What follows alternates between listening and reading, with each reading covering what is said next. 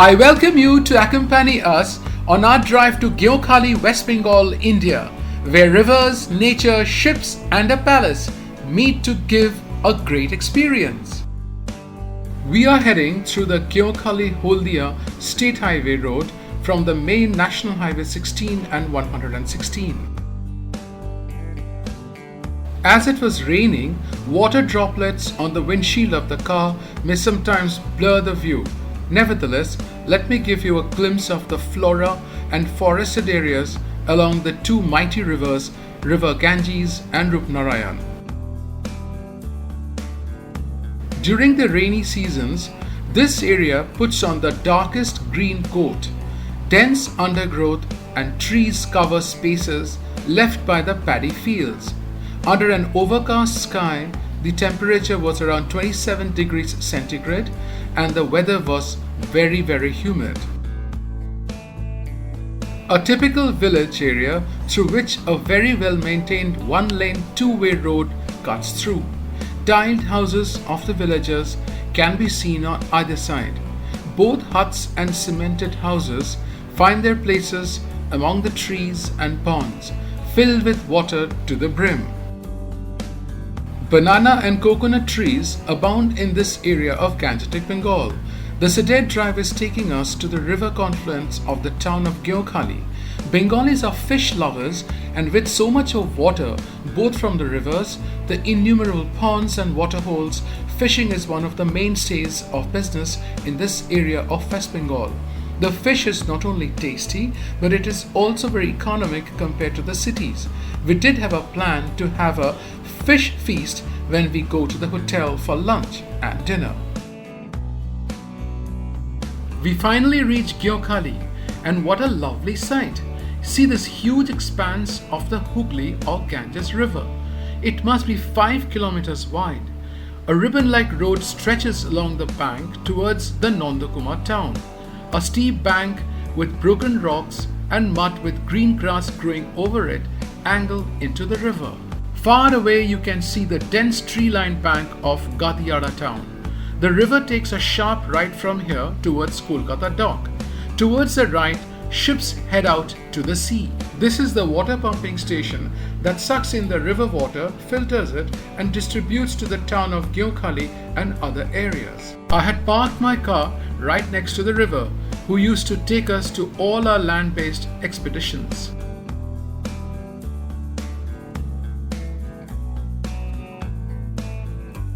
These houses are the government administrative buildings.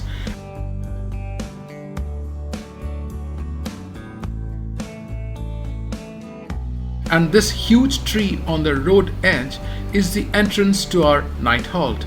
We waited briefly to catch few passing ships. None came, so we went in.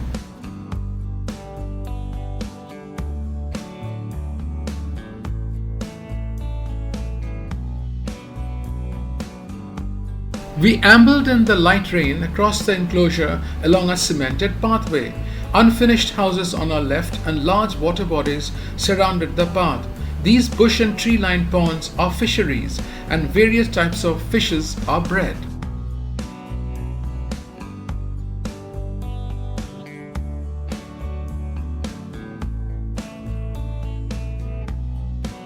We continued our walk amidst the coconut and palm trees, slightly careful around the bushes as snakes are present in these marshy lands. We were very excited to see a mighty ship sailing through the muddy greyish waters of the river Ganges. Never seen a ship so close. This was a chemical container ship with its bulb at the bow slicing the waters. The foremast up front and the main mast clearly visible on the superstructure. The hull was above the waterline, indicating the ship was not having its full cargo. A derrick midsection and multiple pipes lined the central bulkhead. The mooring lines held tight the anchor in the forecastle area. We were scanning the bridge for people in the ship. None could be seen.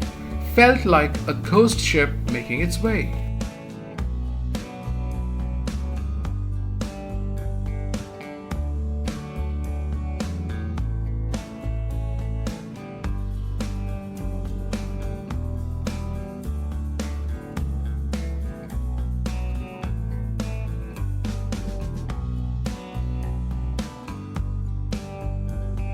A red lifeboat sat on the starboard side of the bridge. The water became a froth at the stern as the propeller pushed the ship. Little of the rudder was seen at the stern too.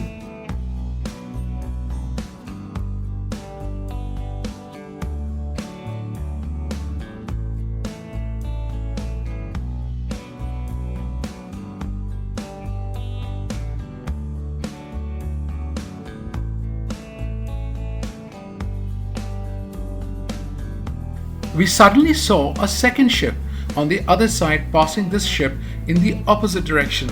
It was a full-fledged container ship, huge derricks tucked in as the bow parted the water.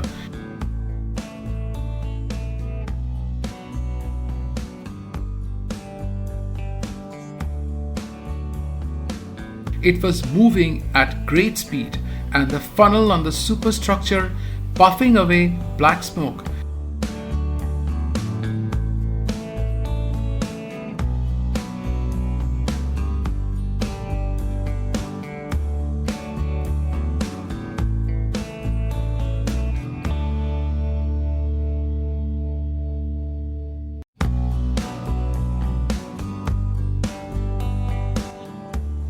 The ship slowly turned starboard, heading towards the Kolkata dock.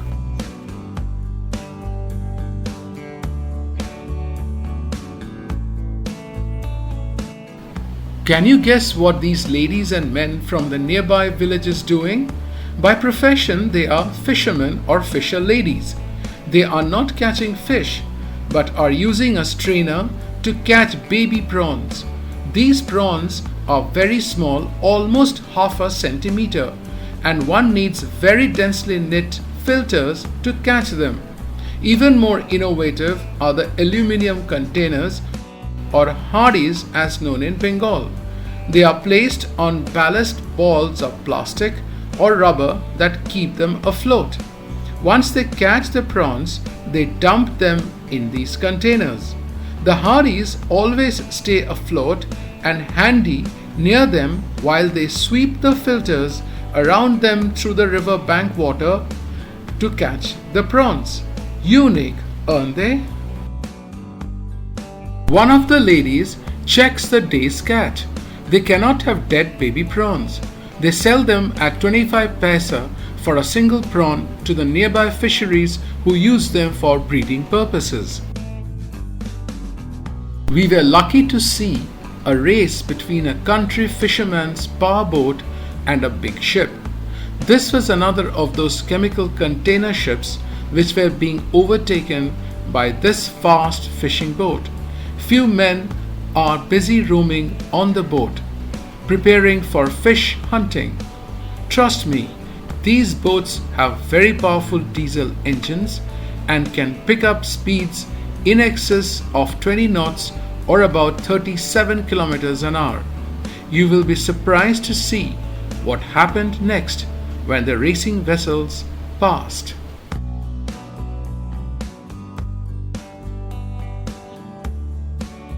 The speeding ship and the boat had together created very big waves over the river surface, which lashed onto the river bank. The impact of the slapping water could be seen on these poor fishermen and ladies as their hardies or containers tossed around.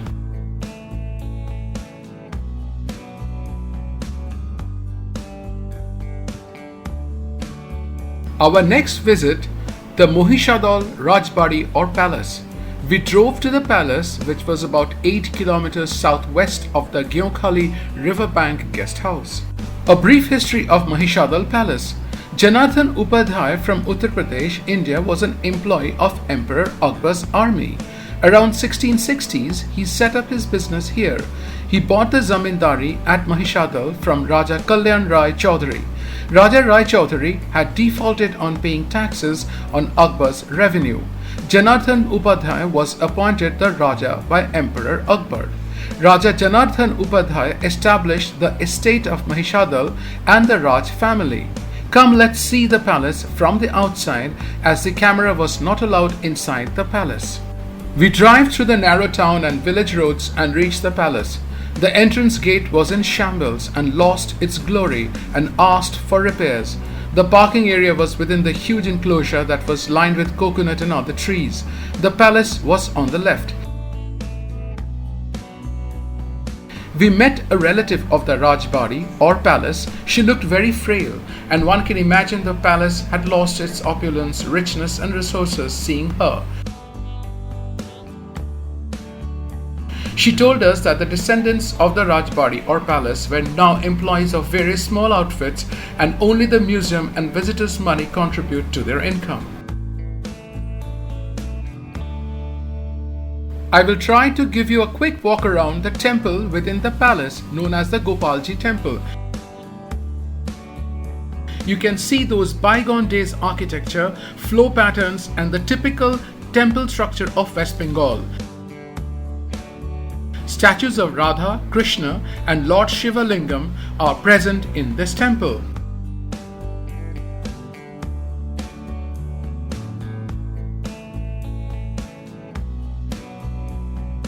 We came down to the palace grounds. It was very big and neatly laid out, where beautiful garden with multifarious trees were present.